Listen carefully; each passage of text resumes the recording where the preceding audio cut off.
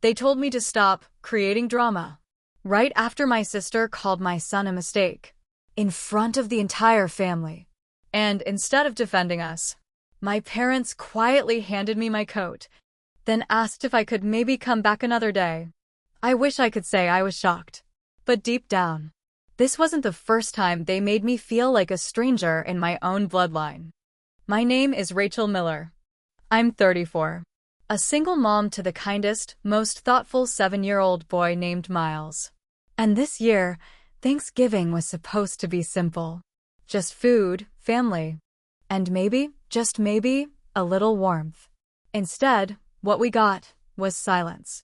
Silence when Melissa called my child an accident. Silence when she said I ruined her life.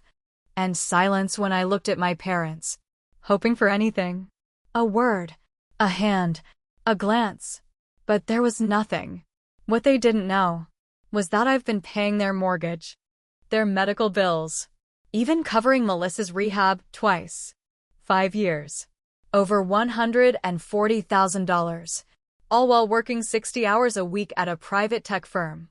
I wasn't making 6 figures, but the salary was decent. Enough to cover our needs and quietly cover everyone else's too. Raising my son alone. And still showing up at every holiday with a pie and a smile. So no, this wasn't just about Thanksgiving. This was the moment something broke. And once it did, I saw everything more clearly than I ever had before.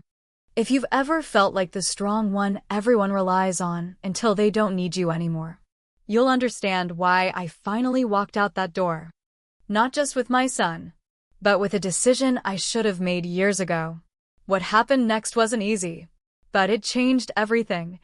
And if you've ever been through something like this, you'll know sometimes the most loving thing you can do for your family is to finally set them free. The first time I paid one of my parents' bills, it was a quiet Tuesday in February. My dad had just gotten out of the hospital, mild heart attack, and they couldn't afford the follow-up medication. No one asked me. They just sounded tired. So I called the pharmacy and paid for everything, $362.47. That was the beginning. A few months later, they suggested we open a small joint emergency fund. Something, just in case. Most times, I offered. Because I thought that's what love looked like. Sacrifice. Support. Showing up even when it hurt. But looking back, I think I was just afraid. Afraid that if I stopped being useful, they'd stop pretending to care. Melissa never had to earn their affection. She was messy, dramatic, always in a new crisis. But somehow, always the favorite. One time, she crashed a borrowed car into a mailbox. Guess whose name was on the insurance? I remember sitting in my apartment that night, sifting through the repair estimates while Miles slept in the next room. I had $127 left in my checking account. She never even called to say thank you. But what hurt more than her silence was my parents' reaction. They said, "Melissa's just going through a lot right now. You're strong. You'll figure it out." Strong. That word again. I used to wear it like a badge. Now it felt more like a muzzle. Because being the strong one means nobody ever stops to ask if you're okay. They just assume you are. Because you smile. Because you get things done. Because you don't fall apart in public. But I was falling apart. Bit by bit. Every time I skipped something for myself to give to them. Every time I held Miles tighter because I couldn't explain why Grandma forgot his birthday again. Every time I nodded politely through one of Melissa's public breakdowns. While Mom whispered, "She's just sensitive. You know how she is." Yes. I knew exactly how she was. And I knew how they were too. But I kept showing up, kept paying, kept believing that if I gave enough, they'd eventually treat me like I mattered. Then came last summer. Melissa got evicted, again.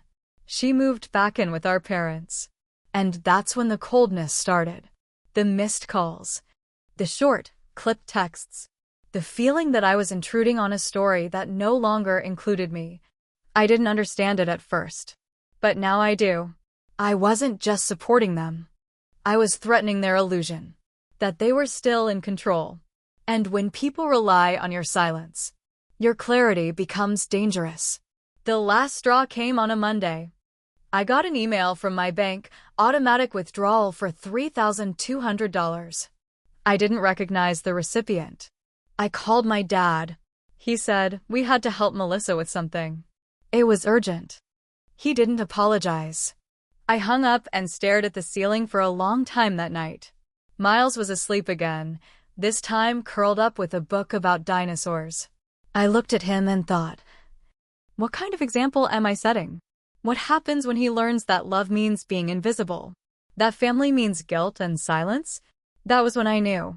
The next time they asked for help, I'd have an answer. And it wouldn't be yes. Thanksgiving morning started the way I always imagined it would. Warm lights spilling into the kitchen, the scent of cinnamon rolls and pumpkin spice. Miles dancing in his pajamas to the Macy's parade. He was wearing the shirt I'd bought just for today, little brown buttons and elbow patches. He looked proud. He said, I want to look like someone grown-ups listen to. I laughed, but a small part of me cracked at that sentence. Because I knew no one in that house really listened to me, not unless they needed something. Still, I told myself to let it go.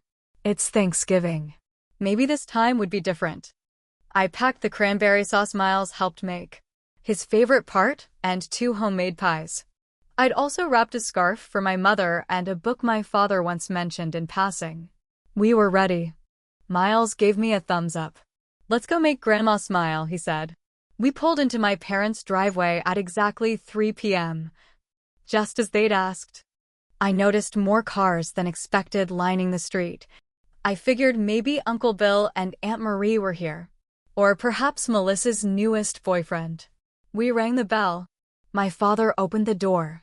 His face was tight. The kind of tight that comes from holding back something you don't want to say. Rachel. Hey, come in. Miles darted in first, holding the sauce bowl like a treasure. My mother appeared next, apron on, hair pinned perfectly. She smiled, but didn't hug me. That's when I knew something was off. Before I could even take my coat off, I heard Melissa's voice. Oh, you've got to be kidding me. She was standing at the archway to the living room. Arms crossed, makeup too heavy, eyes sharp like knives. I told you I didn't want her here. My mother moved between us. Melissa, not now. You said she wasn't coming, Melissa hissed. I asked for one thing. One day without her ruining everything. I blinked. Ruining what, exactly? My father stepped in. Let's not do this in front of the child. But Miles had already backed up behind me, holding my hand, confused. I don't even know what she's talking about, I said calmly. Melissa scoffed. Of course not. That's your thing, right? Acting like the saint while stabbing people when no one's looking. What are you accusing me of? She smirked. Ask Aunt Marie. Ask Uncle Bill. It all started after your lunch with them. I blinked. That lunch wasn't about her. It never was. But my mother held up a hand, already ready to silence me. I'm sorry, what? She looked away. Melissa's been fragile lately. Her doctor says stress triggers episodes. Maybe you and Miles could visit another time. I felt my entire body freeze. And for a moment, I wasn't 34 anymore. I was 14, being told to give Melissa the bigger bedroom because she's sensitive. I cooked, I said slowly. I brought food. Gifts. My son dressed up for this. I know. I'm sorry, my mom said. We didn't think she'd react this badly. My father added, we'll pack you a plate. A plate. That's when Miles looked up and whispered, did I do something wrong? And that was it. Something in me snapped. I bent down and looked into his eyes. No, baby. You did everything right. You were kind. You were excited. And you were brave. I stood back up. Then turned to my parents. You're choosing her. Again. After everything. My mother flinched. My father sighed. Melissa just smiled. She needs us, he said. You're strong. You'll be fine. I looked around the room. No one stopped me. No one said, stay. Just silence. So I turned, grabbed the cranberry sauce from the table, and walked out the same door we came in through, while the scent of roasted turkey followed us down the hallway, like a ghost of what could have been. We reached the car. I buckled Miles in. He was quiet, eyes glassy. Can we still have pie? He whispered. I looked at him, and I nodded. We'll have better than pie. We'll have peace. I drove away without checking the rearview mirror, because I knew nothing worth looking at was behind me anymore. The drive home was quiet. Too quiet.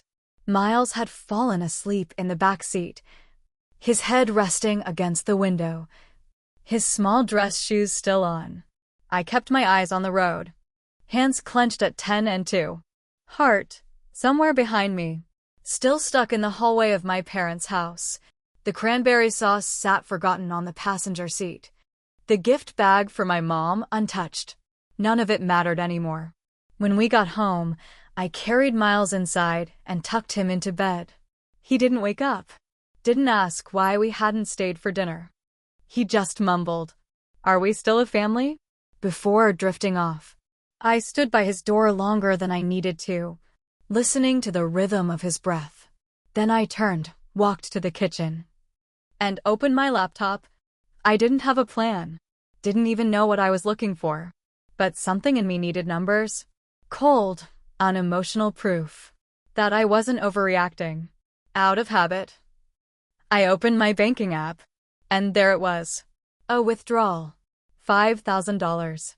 Gone. Earlier that same day. Labeled, Joint Emergency Fund, Transfer. My hands went cold. They had used my money. The money I put aside for emergencies for them. On the same day they asked me to leave, so Melissa could be comfortable. I stared at the screen. Then I grabbed my phone and texted my dad.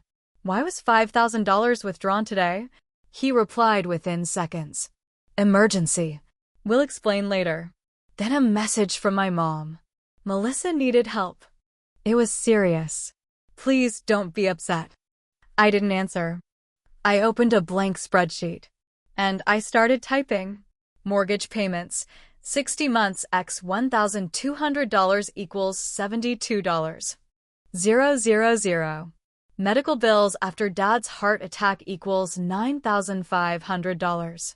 Car repair and down payment equals $14,300. Roof replacement equals $18,000. Utilities covered during COVID equals $6,000. Melissa's rehab stays equals $17 per hundred. Miscellaneous cash transfers equals $5,700. Thanksgiving Day withdrawal equals $5,000. Total, $147,900. I stared at the total, double-checked each line. Then I added one more row. Emotional cost equals incalculable. It wasn't about the money anymore. It was the pattern, the entitlement, the silence. It was the way they looked at me like I owed them something, like any hesitation to give more was a personal betrayal. And then I remembered something. Christmas, 3 years ago. I had surprised my parents with tickets to a Broadway show. Melissa didn't show again. At the last minute, I brought Rachel, my best friend. My mom didn't speak to me for a week. Said I made Melissa feel excluded, that I should have waited until she felt ready.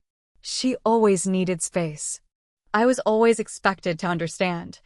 I shook the memory away and opened my email. Subject, about today. To Mom, Dad. Mom, Dad. I'm writing this because I need to be very clear. What happened today, being asked to leave so Melissa could stay, was deeply painful. Not just for me, but for Miles. I've attached a spreadsheet of the financial support I've given over the past 5 years. It totals nearly $150,000. I've never asked for anything in return, not even thanks. But I've realized I've been contributing to a dynamic that is unhealthy. Going forward, I will be closing our joint account within 48 hours. I will not provide further financial support without a written agreement. Any help will be temporary and discussed beforehand. This isn't punishment. It's clarity. I'm raising a son who is watching how I let people treat me, and I refuse to let him learn that love means being used. Rachel. I read it 3 times. Then I clicked send. No drama. No threats. Just the truth. And, for the first time in years, I felt the air shift. It wasn't relief. Not yet. But it was something steadier than anger. Control. I closed the laptop, made some tea, and stared out the dark window. The porch light flickering against the wind. Somewhere across town, Melissa was probably curled up on the couch, watching a movie, oblivious. But here, in this quiet little rental, I was finally building something that was mine. Boundaries. I didn't sleep much that night. I kept waking up, thinking I'd dreamed the whole thing. But every time I checked my phone, the spreadsheet was still there. The withdrawal was still there. The silence was still there. By morning, I'd made a decision. I wasn't going to send another text. I wasn't going to wait for them to explain.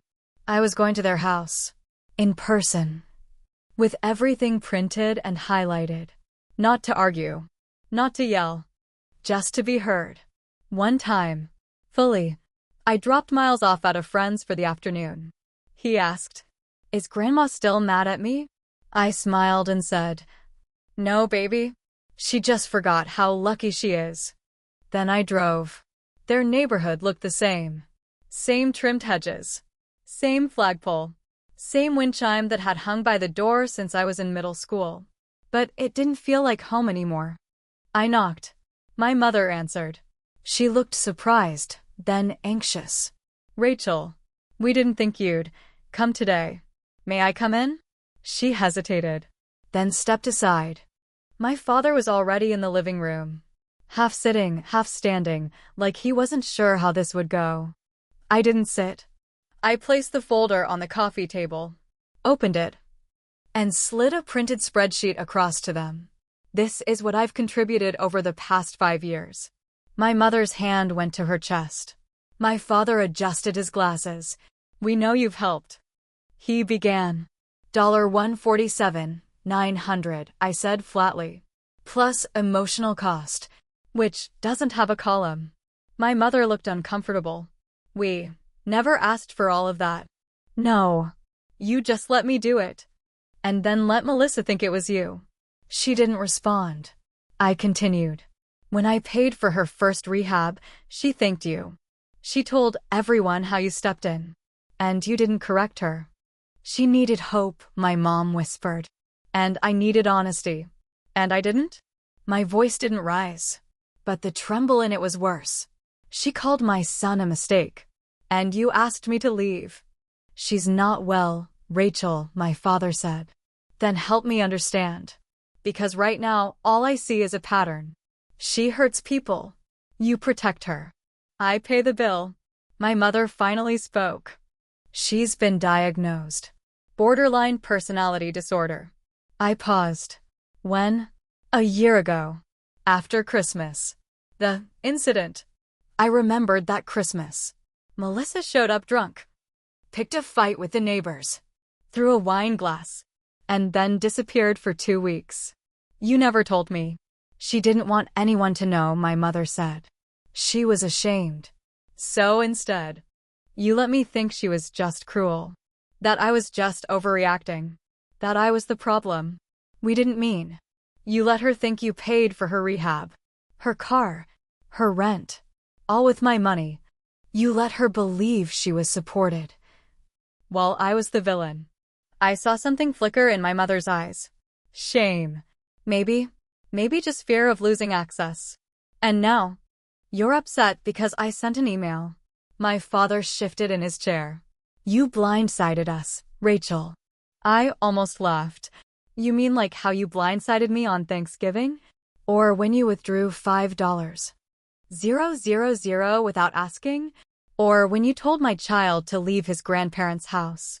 Because your daughter couldn't handle seeing his face. They didn't speak. I'm not here to fight, I said. I'm here to tell you that I'm done. The account is closed. The support is over. And what happens next is up to you. My father looked angry now. So that's it? You're just walking away? After everything we've done for you? I stared at him. I don't recall you ever paying my rent when I was a single mother with a newborn. I don't remember Melissa babysitting Miles while I work nights. I do remember you saying, "You're strong. You'll figure it out." My mother's eyes welled up. We never meant to make you feel alone. You didn't make me feel it. You left me alone. Over and over. There was a pause. Then the front door opened. Melissa. She stopped when she saw me. Oh! Of course. My mother stood quickly. Melissa, please. I told you she'd come here with receipts, Melissa snapped. She loves being the hero. You knew I paid for your rehab? I asked her. She froze. Didn't answer. You thought Mom and Dad did? She looked at them.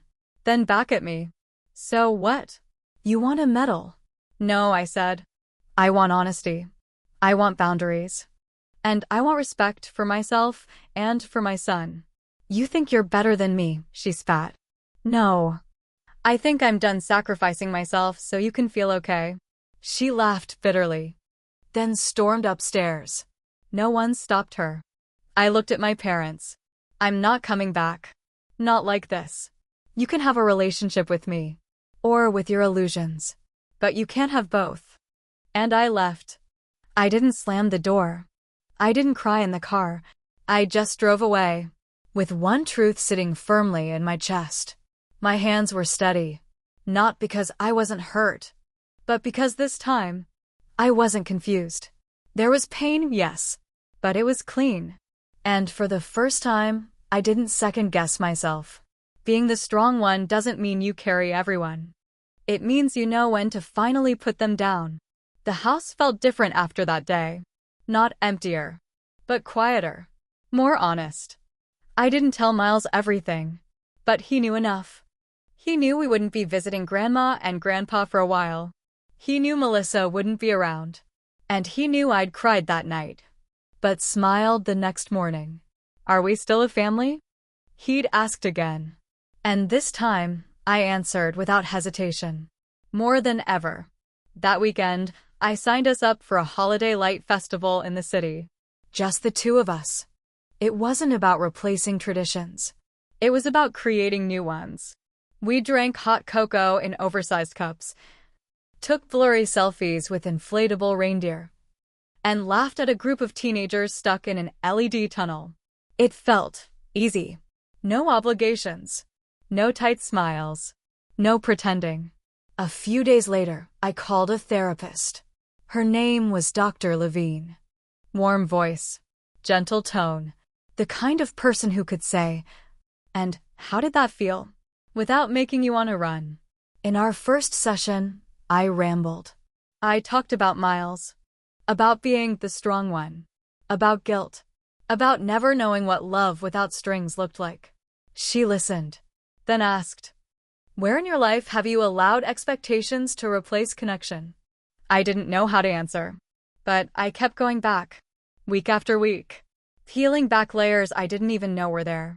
Meanwhile, something else was happening. Real people, were showing up. Sophie, the woman from the Thanksgiving grocery store, invited us over for cocoa and crafts.